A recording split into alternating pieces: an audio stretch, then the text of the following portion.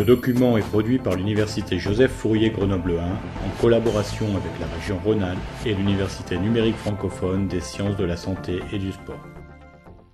Bonjour, le cours de ce jour porte sur le système nerveux autonome.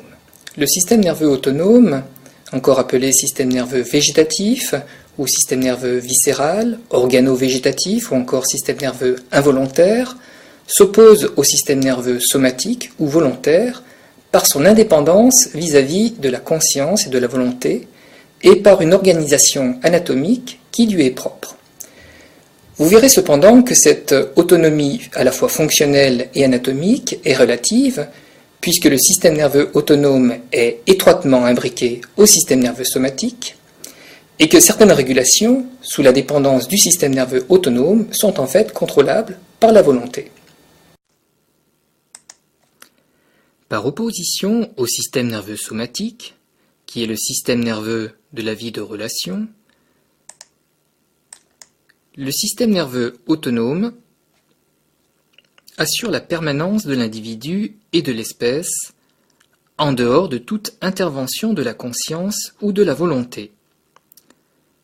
Une atteinte du système nerveux autonome réduira les capacités d'adaptation qui sont nécessaires au maintien de l'homéostasie face aux variations incessantes de l'environnement. Il interagit avec les systèmes endocriniens et immunitaires qui contribuent à l'intégrité homéostatique de l'individu. Je vous présenterai successivement l'organisation générale du système nerveux autonome, les mécanismes de contrôle du système nerveux autonome, la transmission synaptique au sein du système nerveux autonome, et enfin, les effets du système nerveux autonome au niveau des différents organes effecteurs.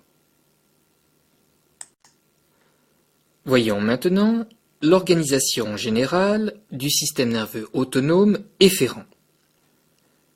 Comme vous l'avez vu dans le cours sur la motricité, le système nerveux somatique ne possède qu'un seul neurone entre la moelle épinière et l'organe effecteur, c'est-à-dire le muscle squelettique. D'autre part, le système nerveux somatique ne s'est déclenché qu'une activation, c'est-à-dire une contraction du muscle.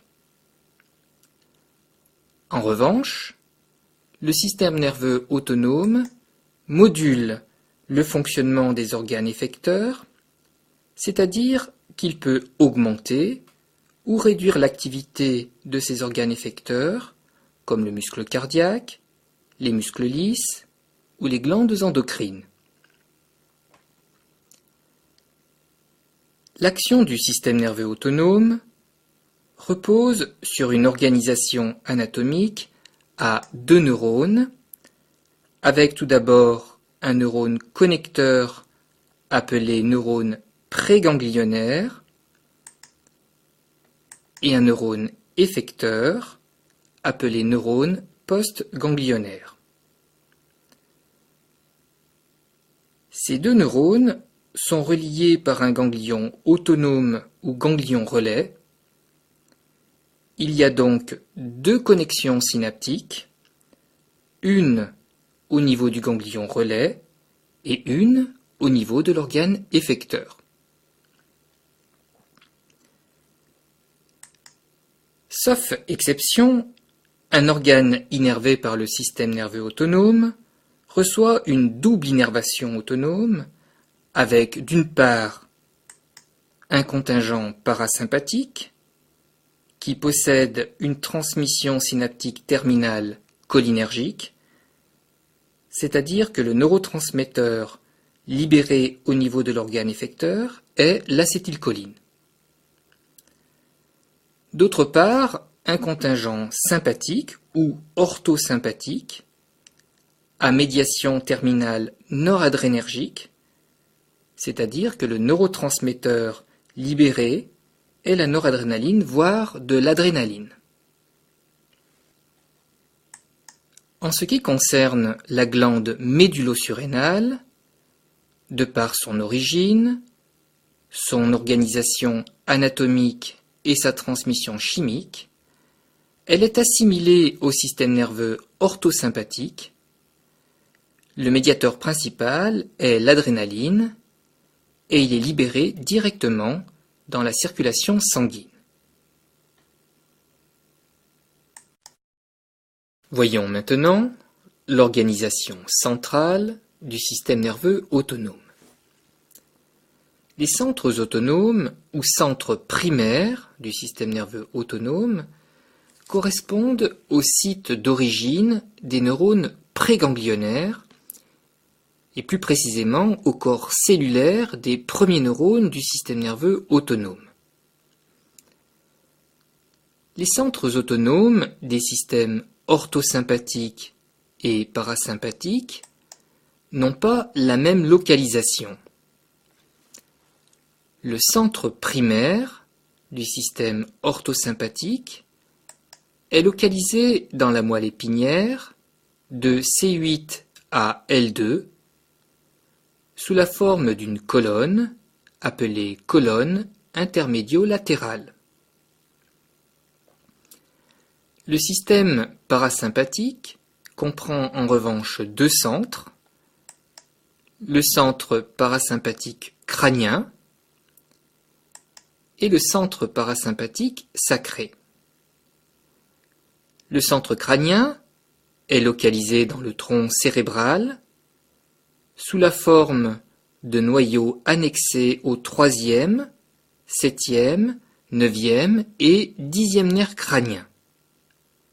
Le centre sacré est localisé dans la moelle sacrée de S2 à S4 sous la forme d'une petite colonne appelée colonne intermédio-ventrale.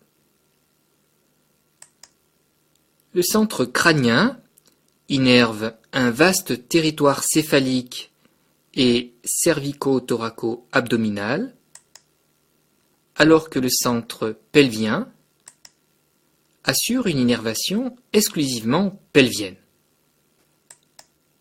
Le plexus myantérique peut être considéré comme une entité particulière du système nerveux autonome. En effet, le tube digestif possède une innervation intrinsèque propre, formée par un plexus nerveux localisé dans la paroi du tube digestif. Cette innervation est très vaste, puisqu'elle existe de la partie supérieure de l'œsophage jusqu'au sphincter interne de l'anus. Le péristaltisme intestinal est généré par les muscles et le plexus myantérique de la paroi intestinale.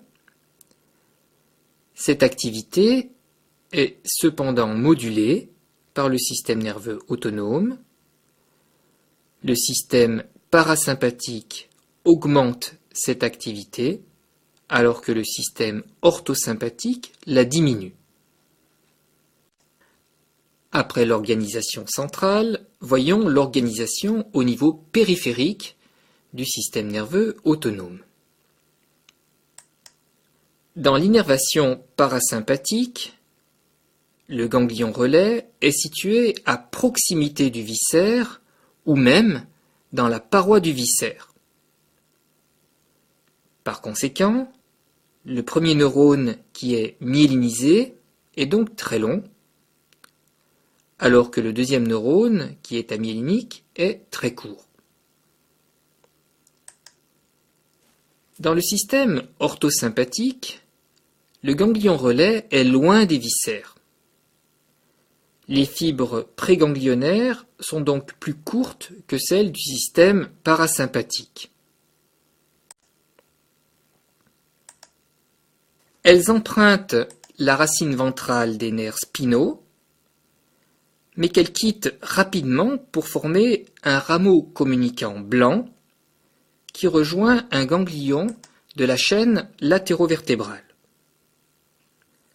La terminologie rameau communicant blanc est liée au fait qu'il contient principalement des fibres myélinisées. Les fibres préganglionnaires font donc relais dans le ganglion de la chaîne latérovertébrale avec les fibres postganglionnaires qui, elles, sont non myélinisées et qui se regroupent en un rameau communicant gris. Le rameau communicant gris rejoint le nerf spinal pour se rendre à différents organes comme les vaisseaux sanguins, les muscles arrecteurs des poils et les glandes sudoripares. Certaines fibres des rameaux communicants blancs ne font cependant pas relais dans les ganglions des chaînes latérovertébrales, mais ne font que les traverser. En sortant des ganglions, elles se regroupent en formant les nerfs splanchniques des viscères abdominaux-pelviens. Ces nerfs rejoignent les ganglions de la chaîne préviscérale, où elles font relais avec les fibres postganglionnaires. En quittant les ganglions préviscéraux, les fibres postganglionnaires forment les nerfs viscéraux. Alors qu'il existe une chaîne latérovertébrale droite et gauche, il n'y a qu'une chaîne ganglionnaire préviscérale, encore appelée chaîne prévertébrale, où les fibres forment de véritables filets nerveux appelés plexus. Voyons maintenant les mécanismes de contrôle du système nerveux autonome. À l'instar du système nerveux somatique, le système nerveux autonome possède une innervation sensitive qui contribue aux différentes régulations du versant effecteur, efférent du système nerveux autonome, c'est-à-dire de ses actions motrices et sécrétoires. Cette régulation s'effectue au niveau segmentaire ou transversal, c'est-à-dire à chaque segment de moelle, ainsi qu'au niveau suprasegmentaire, c'est-à-dire au niveau encéphalique. Alors que les fibres efférentes obéissent à une organisation bien systématisée, il n'existe pas d'organisation sensitive viscérale bien définie. Les fibres empruntent en sens inverse le trajet du système efférent, puis se mêlent dans la moelle et jusqu'au cortex cérébral au système nerveux sensitif somatique. Les fibres afférentes du système nerveux autonome sont à l'origine des réflexes viscéraux et véhiculent aussi la douleur viscérale. Tout d'abord, voyons les réflexes viscéraux. Cette innervation sensitive permet un contrôle de l'activité autonome efférente à un niveau transversal ou segmentaire. Ce contrôle segmentaire permet un réglage réflexe de l'activité viscérale. Concernant la douleur viscérale, les fibres cheminent dans les nerfs splanchniques, traversent les ganglions et se terminent dans les cornes postérieures de la moelle. La sensibilité viscérale emprunte ensuite des voies similaires à celles de la sensibilité somatique. Au niveau du cortex, les aires des sensations viscérales sont entremêlées avec celles des sensations somatiques, mais il existe aussi une représentation viscérotopique sensitive dans certaines régions du cerveau. La douleur viscérale est souvent difficile à localiser. Elle peut être ressentie à distance du site de la stimulation douloureuse. En clair, la douleur prend naissance dans un viscère, mais elle est perçue comme provenant d'un territoire cutané innervé par le même niveau segmentaire. Ainsi, la douleur viscérale est souvent une douleur projetée à d'autres régions, on parle aussi de douleur référée. Par exemple, l'infarctus du myocarde se traduit par une douleur projetée dans le membre supérieur gauche, le long du territoire de la racine C8 gauche. Cette douleur projetée est liée au fait que beaucoup de neurones sensoriels primaires convergent sur un seul faisceau ascendant. Par conséquent, le cerveau ne parvient pas à distinguer les signaux viscéraux des signaux somatiques. Il interprète la douleur comme provenant des régions cutanées plutôt que viscérales. Cette diapositive montre la localisation cutanée de différentes douleurs viscérales qu'il est important de connaître en pratique clinique. Voyons maintenant les contrôles suprasegmentaires du système nerveux autonome.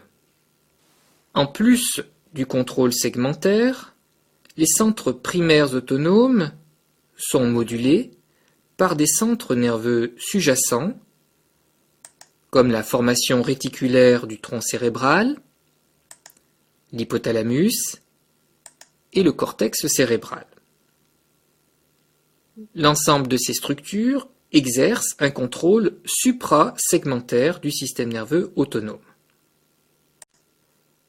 L'hypothalamus est considéré comme le centre supérieur de commande et de coordination du système nerveux autonome. C'est le ganglion chef du système nerveux autonome.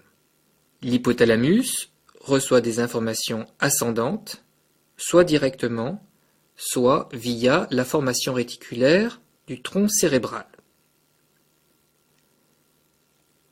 Hiérarchiquement, et tout au-dessus, se trouve le cortex cérébral qui agit sur les centres primaires, soit directement, soit par l'intermédiaire de l'hypothalamus et de la formation réticulaire. Passons à la transmission synaptique du système nerveux autonome. La transmission synaptique entre les neurones pré- et postganglionnaires, ou entre les neurones postganglionnaires et les organes effecteurs, est de nature chimique. Les principaux transmetteurs sont l'acétylcholine et la noradrénaline. Sur la base de ces deux principaux médiateurs chimiques, le système nerveux autonome est divisé en systèmes cholinergiques et noradrénergiques. Tous les neurones préganglionnaires, qu'ils soient parasympathiques ou orthosympathiques, sont cholinergiques. Les neurones postganglionnaires parasympathiques sont eux aussi cholinergiques. Les neurones postganglionnaires orthosympathiques sont noradrénergiques, hormis quelques exceptions, comme les glandes sudoripares qui sont cholinergiques.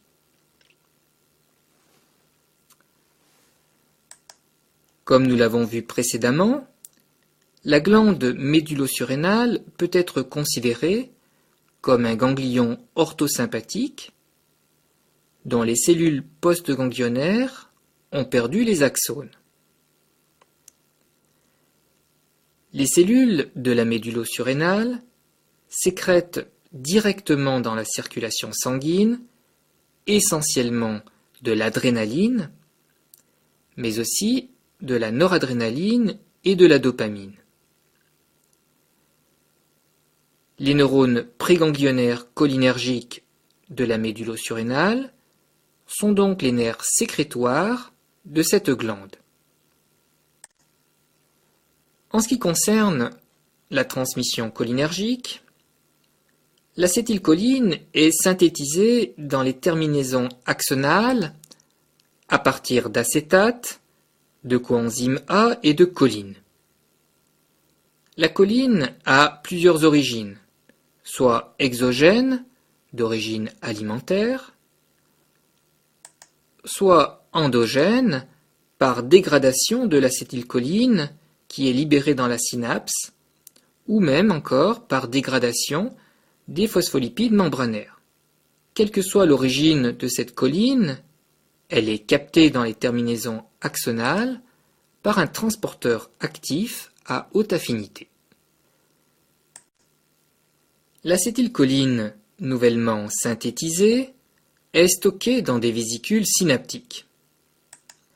L'activation du neurone préganglionnaire déclenche la libération d'acétylcholine dans la fente synaptique.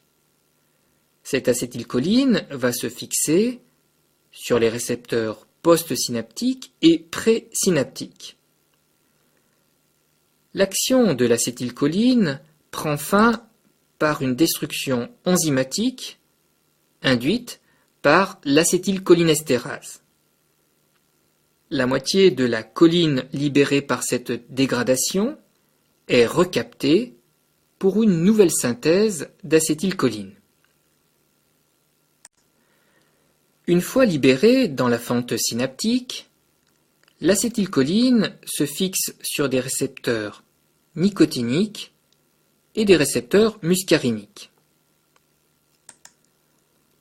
Les récepteurs nicotiniques sont localisés dans les ganglions relais ortho et parasympathiques. Les récepteurs muscariniques sont localisés sur les organes effecteurs innervés par le système parasympathique.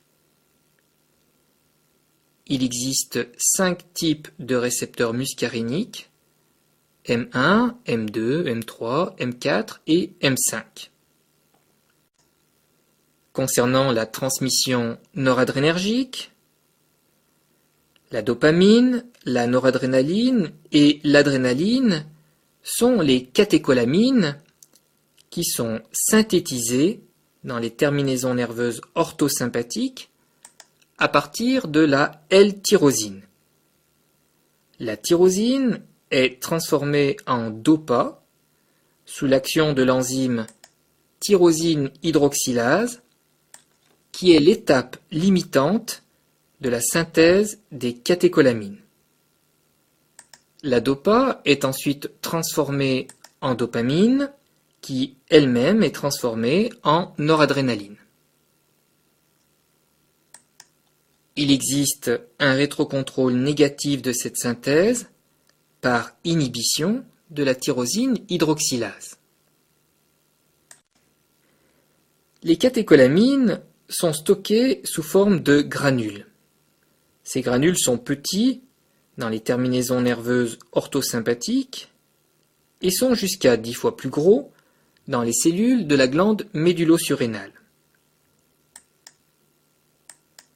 L'activation des neurones postganglionnaires ou des cellules de la médullosurrénale entraîne l'exocytose des granules et la libération des catécholamines, soit dans une synapse s'il s'agit des terminaisons nerveuses orthosympathiques, soit dans la circulation sanguine s'il s'agit de la glande médullosurrénale.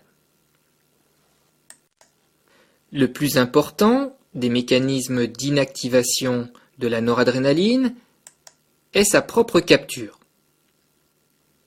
Il s'agit d'un mécanisme de transport actif qui permet d'inactiver 85% de la noradrénaline libérée. Il existe un système de capture neuronale présynaptique qui ne capte que la noradrénaline. Il existe aussi un système de capture postsynaptique au niveau des organes effecteurs qui capte la noradrénaline et l'adrénaline. L'action des catécholamines circulantes provenant de la médullosurrénale cesse donc rapidement grâce à ce système de capture. À un moindre degré, il existe une dégradation enzymatique des catécholamines qui met en jeu 2 enzymes. D'une part, la catéchol orthométhyltransférase et la monoamine oxydase. Ces enzymes transforment les catécholamines en norméthanéphrine, méthanéphrine, acide dihydroxymandélique et acide vanylmandélique. Au final, seuls 2 à 3% des catécholamines libérées dans les liquides de l'organisme échappent à la destruction enzymatique et sont éliminées dans les urines, surtout sous forme conjuguée avec de l'acide glycuronique. Si l'on compare l'élimination de l'acétylcholine et de la noradrénaline, l'acétylcholine est presque totalement inactivée par l'acétylcholinestérase. La choline est alors réutilisée pour une nouvelle synthèse d'acétylcholine. Contrairement aux catécholamines, il n'y a pas d'acétylcholine dans le sang circulant. Les effets d'une décharge cholinergique localisée sont donc restreints et de courte durée. La noradrénaline est surtout inactivée par capture. Elle est donc pour une grande part reprise sous forme inchangée, puis stockée jusqu'à une nouvelle libération. Contrairement à l'acétylcholine, les catécholamines ont une diffusion plus grande et une action plus prolongée. La noradrénaline, l'adrénaline et la dopamine sont toutes trois retrouvées dans le sang circulant. L'adrénaline et la dopamine proviennent de la glande médullosurrénale, alors que la noradrénaline circulante provient essentiellement de sa diffusion à partir des terminaisons nerveuses orthosympathiques.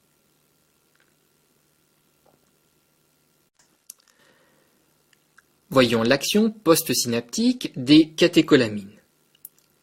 Dans le cas de la glande médullosurrénale, les catécholamines libérées passent dans la circulation et sont transportées à distance jusqu'au tissu cible. Au niveau des terminaisons nerveuses orthosympathiques, la noradrénaline ne parcourt que 20 à 100 nanomètres pour atteindre la membrane postsynaptique. Au niveau de cette membrane postsynaptique, il existe deux types de récepteurs adrénergiques, les récepteurs alpha et bêta, qui sont eux-mêmes subdivisés en différents sous-types, alpha 1, alpha 2, bêta 1, bêta 2 et bêta 3. L'activation des récepteurs alpha 1 entraîne une contraction des fibres musculaires lisses. Dans le cas d'un vaisseau, ça se traduit par une vasoconstriction. L'activation des récepteurs bêta 2 relâche les muscles lisses. Dans le cas d'un vaisseau, cette action se traduit par une vasodilatation. La noradrénaline libérée dans la fente synaptique se fixe aussi sur des récepteurs alpha 2 présynaptiques. L'activation des récepteurs alpha 2 réduit la libération de noradrénaline et par conséquent réduit la transmission nerveuse orthosympathique. Cette régulation présynaptique n'est mise en jeu que pour des concentrations de noradrénaline qui dépassent les concentrations produisant un effet postsynaptique maximal. En ce qui concerne la glande médullosurrénale, comme son nom l'indique, elle est située au-dessus des reins. Cette glande a deux composantes. Une partie corticale, appelée cortico-surrénale, et une partie centrale ou médullaire, appelée médullo-surrénale. Cette médullo-surrénale est formé de grandes cellules ovoïdes groupées en amas autour des vaisseaux sanguins. Un grand nombre de ces cellules contiennent de fins granules qui se colorent en brun par les sels de chrome, d'où le nom de cellules chromaffines.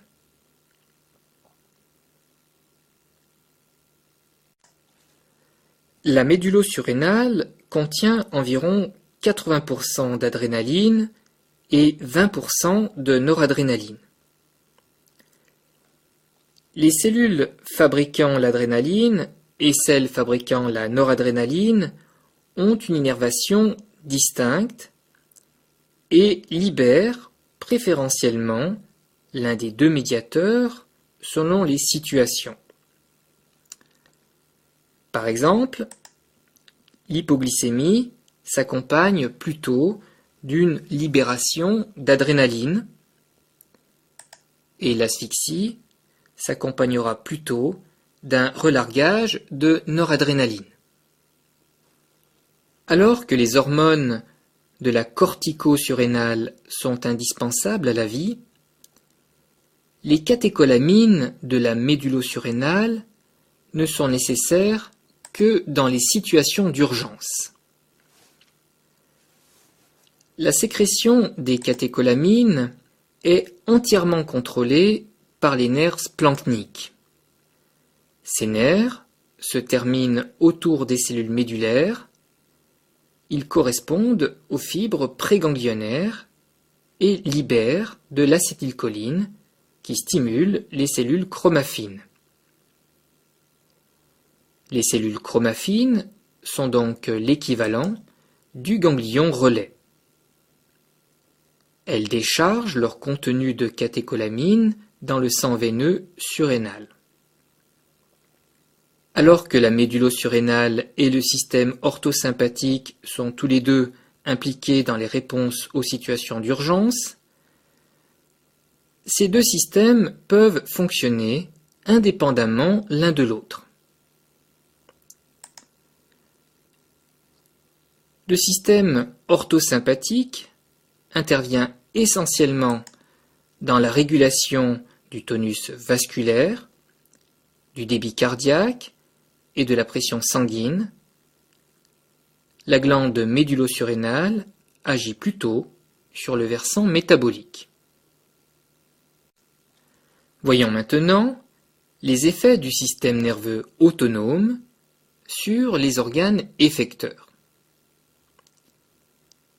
Il est important de connaître les effets du système nerveux autonome car toute la pharmacologie cardiovasculaire, respiratoire, digestive et urogénitale est basée sur la modulation des activités orthosympathiques et parasympathiques de ces organes. Les systèmes ortho- et parasympathiques ont des effets antagonistes sur les organes pourvus de la double innervation. Dans les conditions normales, ces deux systèmes sont mis en jeu pour atteindre une même finalité. Dans le cas du cœur, une augmentation de la fréquence cardiaque est due principalement à une diminution du tonus parasympathique et de manière accessoire à une augmentation du tonus sympathique.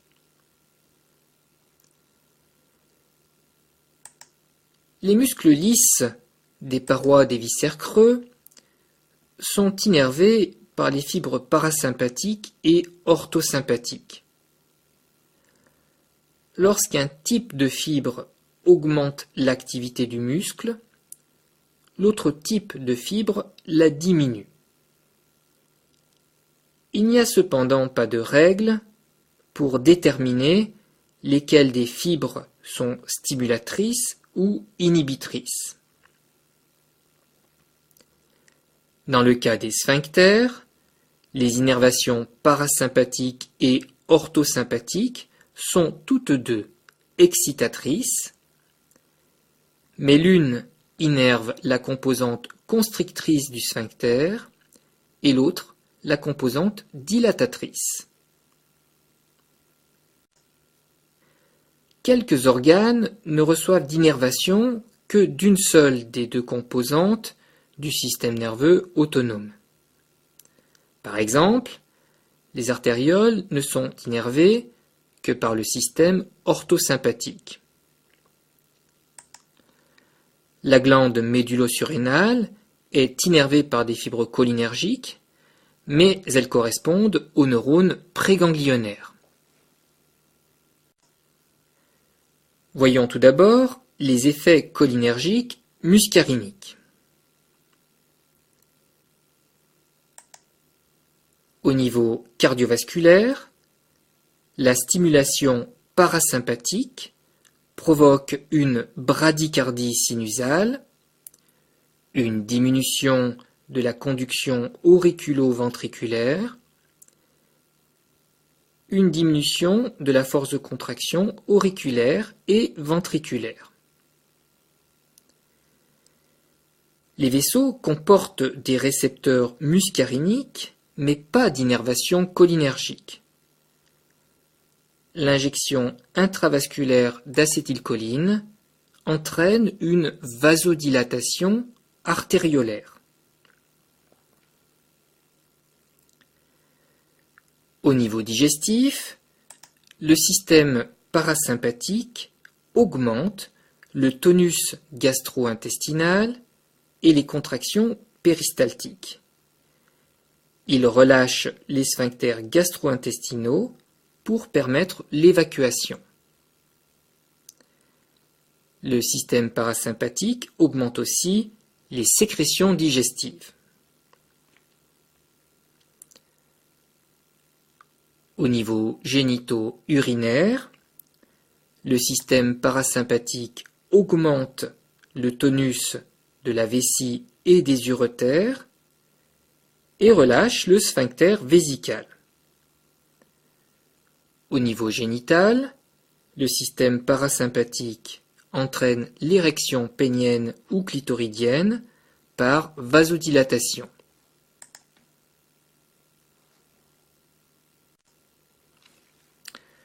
Au niveau bronchique, le parasympathique entraîne une bronchoconstriction et augmente les sécrétions muqueuses.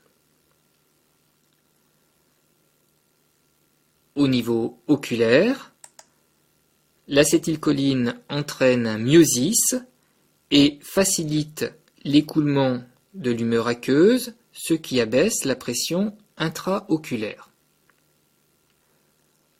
Enfin, au niveau cutané, les glandes sudoripares sont, elles, innervées par les fibres cholinergiques orthosympathiques qui provoquent la transpiration. Voyons maintenant les effets noradrénergiques. Les effets adrénergiques sont eux aussi multiples et en miroir des effets cholinergiques. En résumé, les récepteurs alpha-1 sont excitateurs, sauf au niveau digestif. Les récepteurs bêta-1 sont cardiostimulants et les récepteurs bêta-2 relâchent les muscles lisses. Au niveau cardiovasculaire, l'activation adrénergique accroît le débit cardiaque par accélération de la fréquence cardiaque et par augmentation de la force de contraction ventriculaire, ce qui élève la pression artérielle. L'activation adrénergique augmente aussi la pression artérielle par vasoconstriction. Au niveau digestif, l'adrénaline relâche la musculature gastro-intestinale et contracte les sphincters gastro-intestinaux.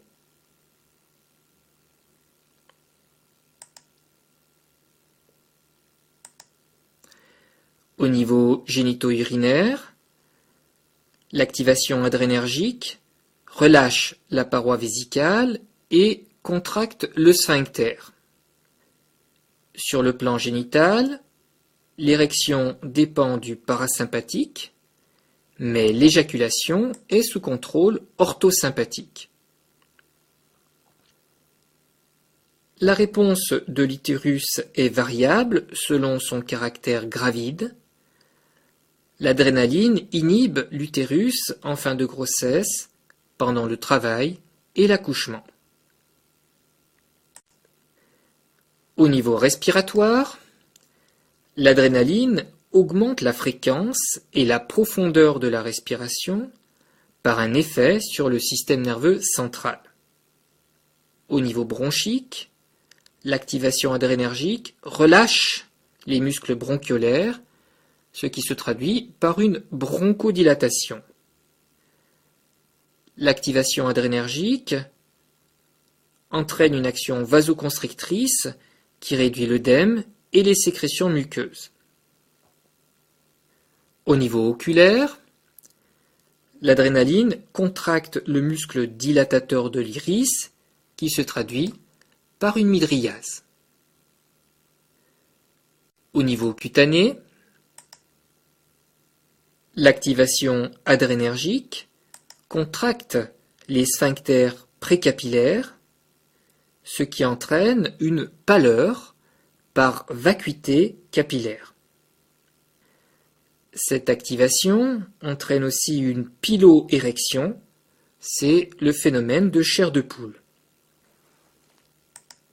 Les glandes sudoripares axillaires n'ont pas de nerfs sécrétoires, mais elles répondent à l'adrénaline circulante.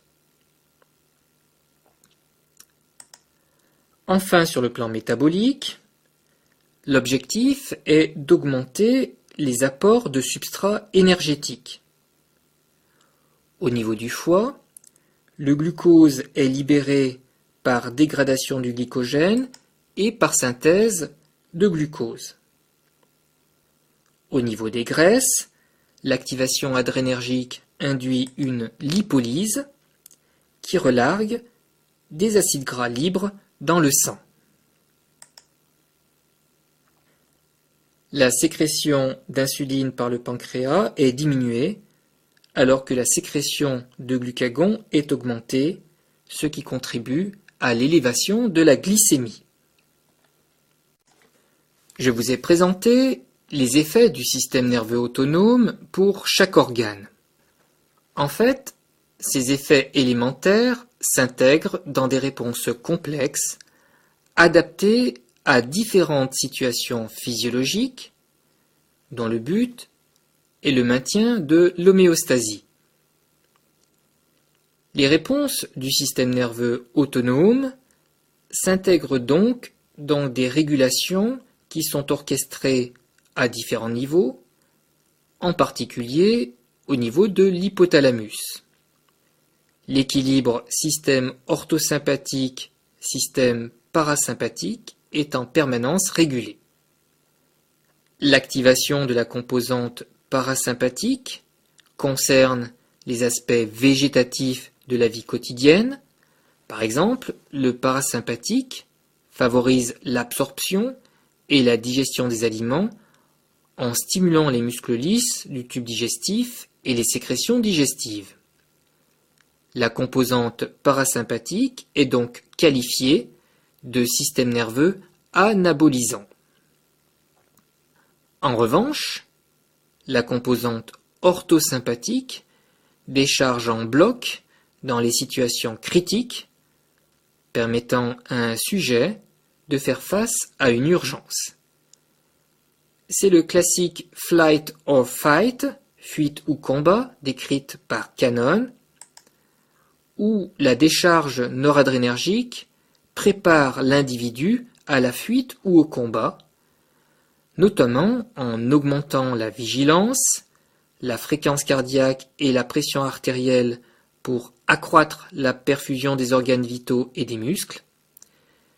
Les vaisseaux sanguins cutanés se contractent, ce qui redistribue le sang vers les organes vitaux et réduit les saignements cutanés en cas de blessure.